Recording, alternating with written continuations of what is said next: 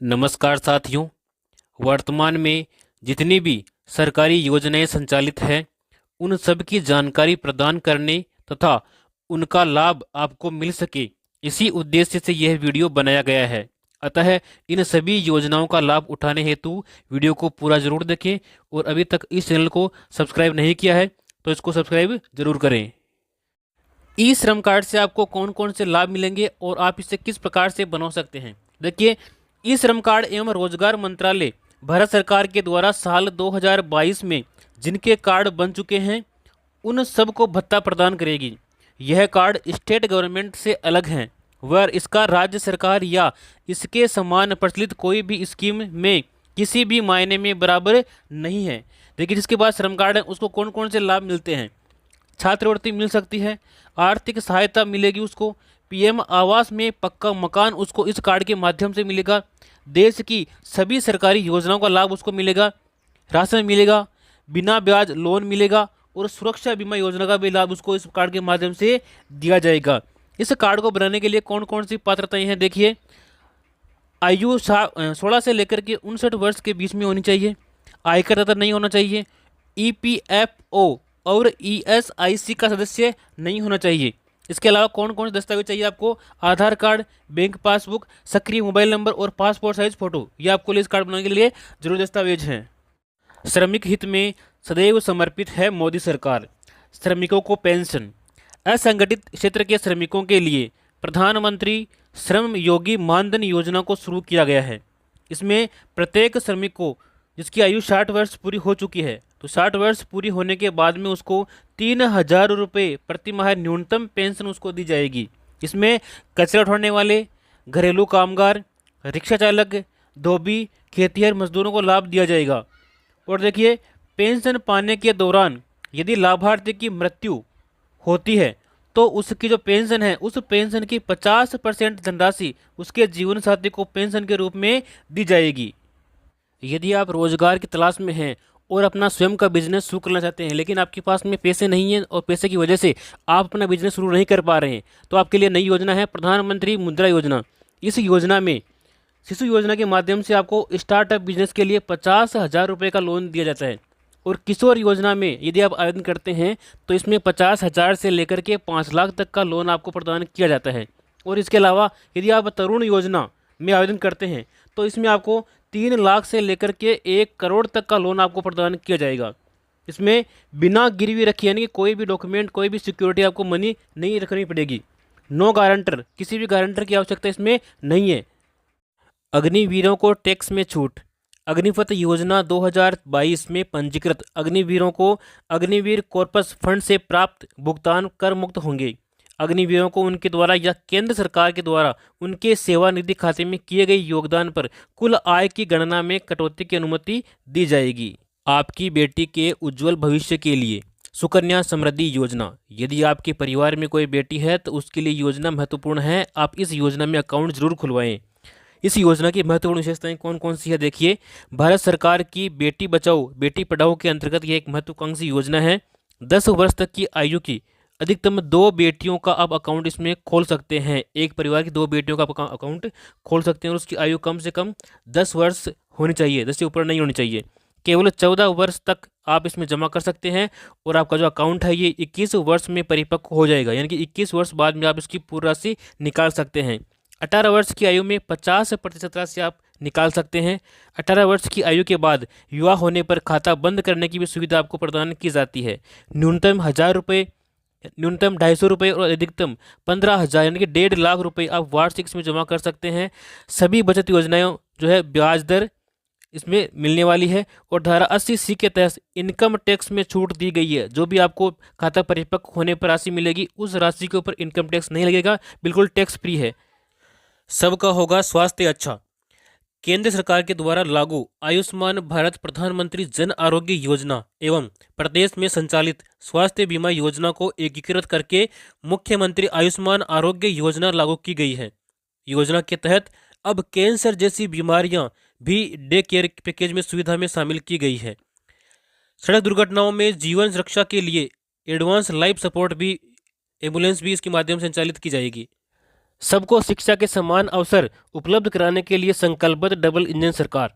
आर्थिक रूप से कमजोर वर्ग की जो बालिकाएं हैं, जो छात्र हैं, उनको स्कूल बैग, किताबें, यूनिफॉर्म उपलब्ध कराने के लिए 500 रुपये की सहायता उनको प्रदान की जाएगी। यानी कि कक्षा 1 से लेकर के 12वीं तक जितने भी छात्राएं हैं, जो छात्र हैं पढ़ रहे हैं स्कूल के अंदर, उन सभी को 500 रुपये सहायता के रूप में प्रदान किए जाएंगे स्कूल बैग, किताबें और यूनिफॉर्म परचेज करने के लिए।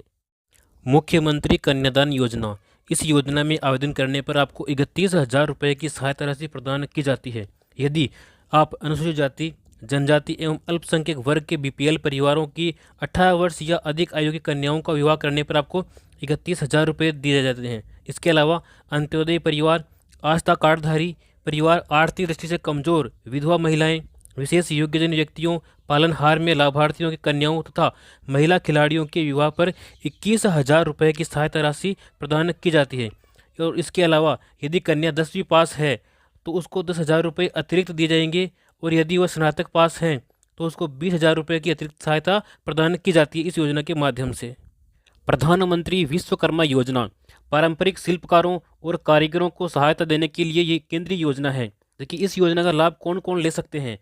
कारपेंटर, नाव बनाने वाले, अस्त्र बनाने वाले, लोहार, ताला बनाने वाले, हथौड़ा और टूलकिट निर्माता, सुनार, कुम्हार, मूर्तिकार, मोची, राजमिस्त्री, इसके अलावा डलिया, चटाई, झाड़ू बनाने वाले और पारंपरिक गुड़िया बनाने वाले और खिलौना बनाने वाले, नाई, मालाकार, धोबी, दर्जी और मछली का जाल बनाने वाले इस योजना का लाभ ले सकते हैं।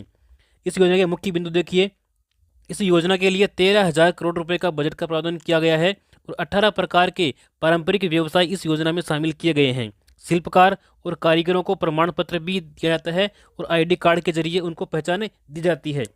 पहले चरण में आपको 1 लाख रुपये दिए जाएंगे और दूसरे चरण में आपको 2 लाख रुपये दिए जाएंगे। इस प्रकार से आपको कुल मिलाकर के 3 लाख रुपये की सहायता दी जाएगी, वो भी मात्र केवल 5% की ब्याज दर के ऊपर।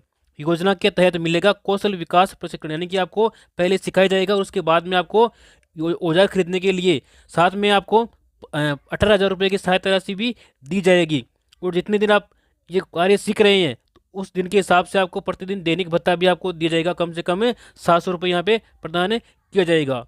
पीएम आवास योजना 2024, इस योजना से पूरी हो रही है हर गरीब को पक्के छत देने की गारंटी। जहाँ साथियों, जिसके लिए पक्के मकान नहीं है वो इस योजना में आवेदन करके अपना मकान बना सकते हैं। इस मकान बनाने के लिए आपको इस योजना के माध्यम से 2,50,000 की सहायता प्रदान की जाती है।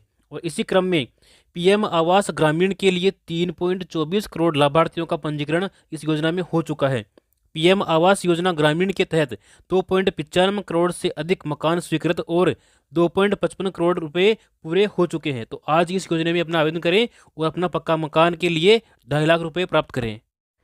यदि आप सिलाई करते हैं, अगर आपको सिलाई मशीन चाहिए तो आपको प्रधानमंत्री विश्वकर्मा योजना में आवेदन करना होगा। इस योजना में महिलाओं को सिलाई मशीन खरीदने के लिए उनके बैंक खाते में 18,000 रुपये प्रदान किए जाते हैं। पहले मिलते थे 15,000 रुपये, अब मिलते हैं 18,000 रुपये। यदि आपकी उम्र 18 से लेकर के 40 वर्ष के मध्य में है तो आप इस योजना का लाभ ले सकते हैं। इसके लिए आपको राशन कार्ड, बैंक डायरी, आधार कार्ड और फोटो, ये दस्तावेज आपको अनिवार्य रूप से चाहिए होंगे। युवाओं के लिए रोजगार, प्रदेश के युवाओं को रोजगार देने हेतु आगामी वर्ष में होगी लगभग 70,000 पदों पर भर्तियां। दीनदयाल उपाध्याय ग्रामीण कौशल्य योजना एवं मुख्यमंत्री कौशल विकास योजना के तहत युवक और युवतियों को निःशुल्क कौशल प्रशिक्षण प्रदान किया जाएगा इस योजना के माध्यम से। डबल इंजन सरकार में देखिए, पीएम किसान सम्मान निधि राशि बढ़ाकर के 6,000 से बढ़ाकर 8,000 रुपये की गई है और आने वाले समय में इसको 12,000 किया जाएगा। गेहूं के न्यूनतम समर्थन मूल्य 2,275 रुपये पर 125 रुपये अतिरिक्त बोनस प्रदान किया जा रहा है। 33 लाख किसानों को निःशुल्क बीज भी दिया जा रहा है। 50,000 से ज़्यादा किसानों को सोलर पंप स्वीकृति दी जा चुकी है। खेतों में फार्म पॉन्ड बनाने पर किसानों को मिलेगा 1,35,000 रुपये तक का अनुदान। इसके लिए कौन कौन से किसान पात्र हैं देखिए, उन किसानों के पास में न्यूनतम 0.3 हेक्टेयर एवं संयुक्त खातेदारी की स्थिति में एक स्थान पर न्यूनतम 0.5 हेक्टेयर की कृषि भूमि होना अनिवार्य है। वही किसान इस योजना में जो है फार्म पॉन्ड के लिए आवेदन कर सकते हैं।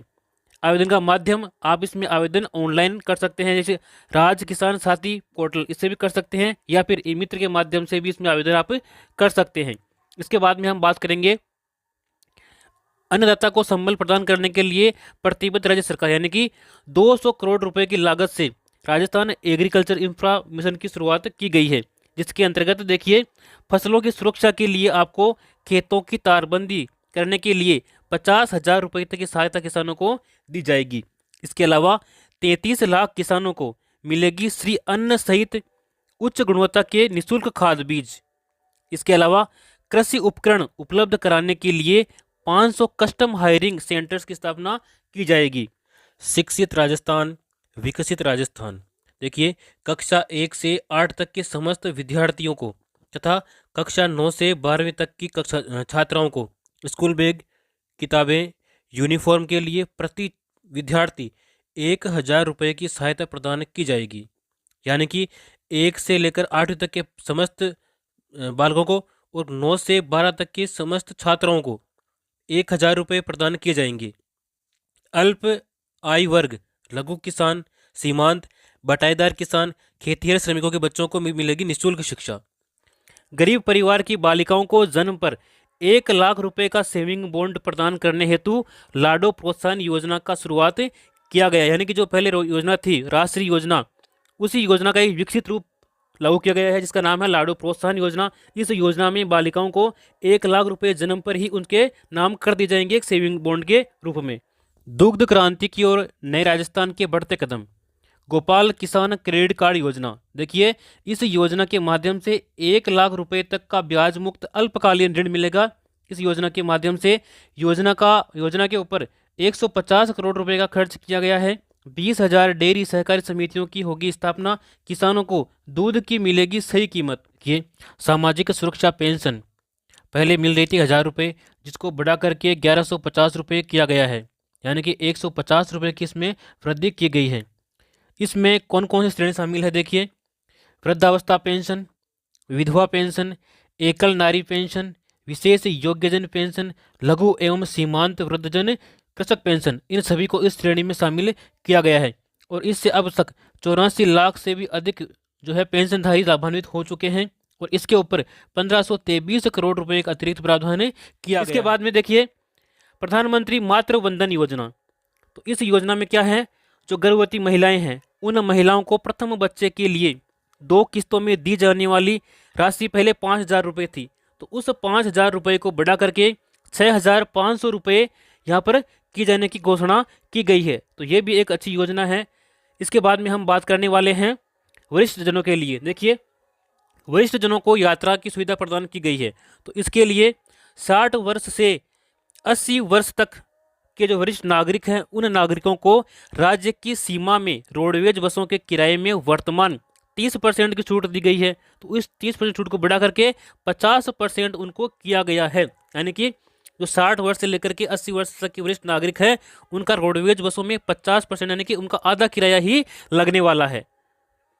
श्रमिकों के लिए देखिए 18 से 45 वर्ष आयु के श्रमिकों के लिए मुख्यमंत्री विश्वकर्मा पेंशन योजना लागू करने की घोषणा की गई है। इस योजना में 60 रुपये से लेकर के 100 रुपये तक आपको मासिक प्रीमियम देना होगा, और 60 वर्ष की आयु पूर्ण होने के बाद में 2,000 रुपये प्रति माह आपको पेंशन दी जाएगी। यह पेंशन मुख्यमंत्री वृद्धजन सम्मान पेंशन योजना के अतिरिक्त आपको प्रदान की जाएगी। प्रधानमंत्री सूर्य मुफ्त बिजली योजना। तो इसमें देखिए योजना के अंतर्गत 1 करोड़ परिवारों के लिए घर पर सोलर पैनल लगवाने और हर माह 300 यूनिट तक मुफ्त बिजली उपलब्ध कराने की योजना को मंजूरी दी गई है। यानी कि आप अगर अपने घर के ऊपर सोलर पैनल लगवाते हैं तो आपको प्रति माह 300 यूनिट तक मुफ्त बिजली प्रदान की जाएगी। इस योजना में केंद्रीय और वित्तीय सहायता देखिए, अगर आप 1 किलोवाट का सोलर पैनल लगवाते हैं तो आपको 30,000 रुपये की सब्सिडी प्रदान की जाएगी। यदि आप 2 किलोवाट का पैनल लगवाते हैं तो इसमें आपको 60,000 रुपये की सब्सिडी दी जाएगी। और इसके अलावा यदि आप 3 किलोवाट का सोलर पैनल लगवाते हैं तो आपको 78,000 रुपये की सब्सिडी प्रदान की जाएगी। इस योजना के अंतर्गत लखपति दीदी योजना की शुरुआत की गई है। इस योजना में महिलाओं में कौशल विकास कर उनकी सालाना आमदनी को 1 लाख रुपए तक बढ़ाने का प्रावधान किया गया है इस योजना में।